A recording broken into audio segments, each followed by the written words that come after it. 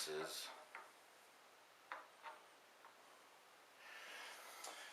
by what's called custodial capture, and that means that it takes two pieces to capture one. And let's say this guy moves down here, and then black moves, and then this guy, next guy comes here. So this guy is gone. He's captured because he was captured orthogonally like that. They also call that sandwiching. And it cannot be diagonal capture, of course, again, like that. Like that is not captured. Okay. The other thing about capturing is the king should not be allowed to capture. So he cannot take part in capture. So, if you had this here, this was here, and the king comes up here, this is not a capture because it favors the king way too much. It would just be a slaughter fest for the king, because black has to put their pieces around the king in order to win. So I mean, it sort of defeats the purpose of putting a piece near the king if just on, you're going to see that he has just all the opportunities in the world to just keep killing all your pieces, and that's just not fair, and it's not necessary to make for a balanced game when two people know what they're doing.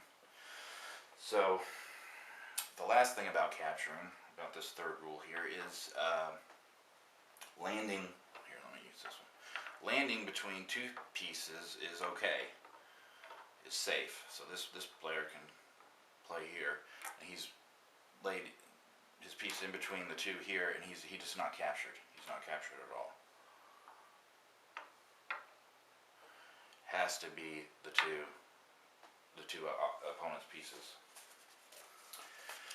Fourth rule is all about the throne. This piece here, this square again here is called the throne. That's where the king starts, and all these other pieces, all these other squares are painted as well. They're not. There's nothing special about that. It's just showing you the initial setup of the game. The squares don't mean anything else, but this one square does mean something. And some boards you won't find these painted at all, but you will see sort of a mark on this centerpiece, the throne. That's because the throne is off limits to all pieces once the king has left. So if the king, if the king's moved here from the throne, he can't move back. He cannot move back onto the throne. And this piece here can't move onto it. That's an illegal move, and black cannot land on there either. So nobody can do that once he's left. But you can, however, pass through the throne. Any piece can. If he wants to move to this square, he can certainly move through it, but he just can't land on it. The same thing for black piece. If black piece wants to go over there, he just simply crosses over the throne as long as he doesn't land on it. So that's fine.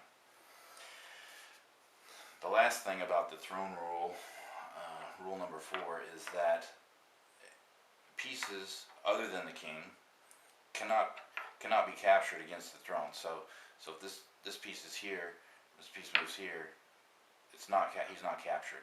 Just like the king is with his 3 sides and the throne. Same thing for black. He's not captured if he comes here. Then rule 5 is very simple and it's quick.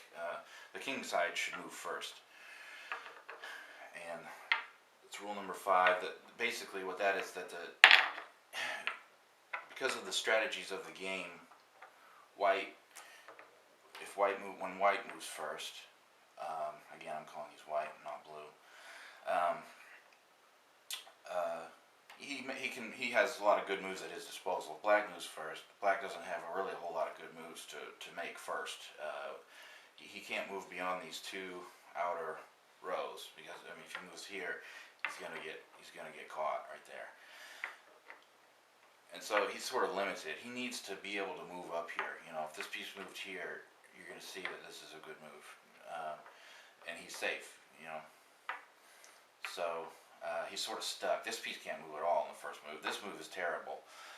If he has to move first and he does that, we're going to learn later, this is an isolated pawn. You never want these, especially on your outer perimeter here. He's dead. So he can't move there. He can't move there. You know, and this he doesn't want to move here. He doesn't move here. He could move here, which is if I was gonna play rules where black does move first, I would probably make that move there. It's not too bad. So anyway, the king side should move first to make for a fair game. And then rule number 6, the last rule is that there's no perpetual check in the game. Well, we first have to know, well, what is check? Check is basically what white puts the black side on. So let's say here, let's just okay, let's say that, okay, we're in the game here, the black's in check twice here, let's just put a piece here.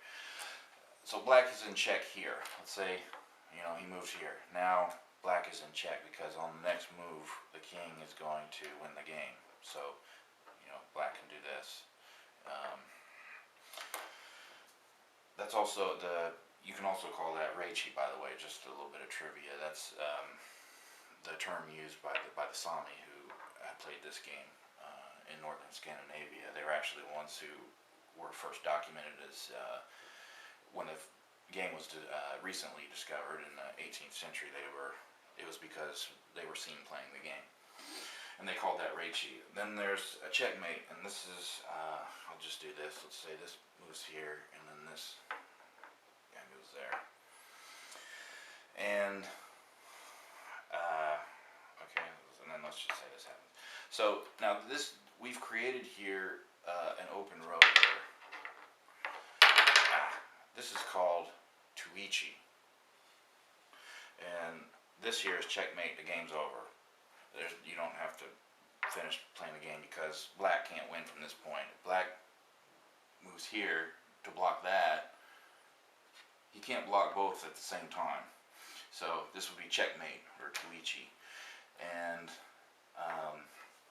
so that's check and checkmate. Now the rule, there's no such thing as perpetual check. Is let's say that the king's here and this is here and he's being blocked here.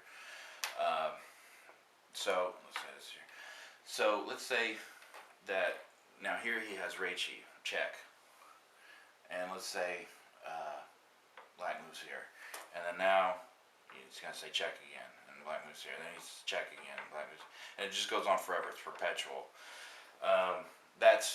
You can't do that. That's not fair. It's considered to be unsportsmanlike, and it's very rude. If it resulted in a draw, it shouldn't. It results in a white loss. That's what it should be. White loses the game if he does that, because the reasoning behind that is because if white's behind in the game and is losing the game badly and is able to get in this situation where he just can put check, he can save himself from losing the game, but forcing a draw unsportsmanlike by continuing to do that, and that's not fair, especially if he has other pieces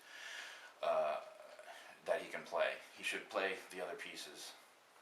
And so they usually say 3 times check the same way, the game's lost. So 1, 2, and then when he does it the 3rd time, white's lost the game and black wins.